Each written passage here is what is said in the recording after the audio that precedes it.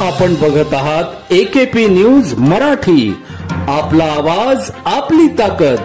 Subscribe करा, share करा, like करा। AKP news Marathi. 4 ऑगस्ट रोजी संध्याकाळी 5 ते 5:30 वाजेच्या दरम्यान दिंडोरी नाशिक रस्त्यावरील अकराळे फाटा येथे कळवण आगाराची एसटी बस प्रवाशांना घेऊन जात असताना व बोलेरो कारमध्ये समोरासमोर भीषण अपघात होऊन वाहनांनी पेट घेतला। या भीषण अपघातात बोलेरो कारमधील 2 जणांचा जळून मृत्यू झाल्याची प्राथमिक माहिती समोर येत आहे।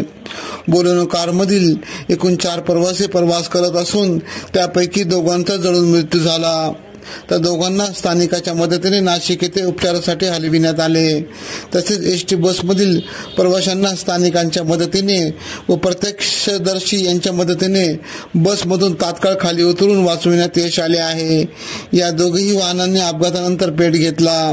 दरम्यान या भीषण अपघातानंतर कळवण नाशिक रस्त्यावर वाहतूक कोंडी देखील झाल्याचे पाहायला मिळते। या भीषण अपघाताची माहिती दिंडोरी पोलिसांना देण्यात आली असून दिंडोरी पोलीस घटनास्थळी रवाना झाले आहेत।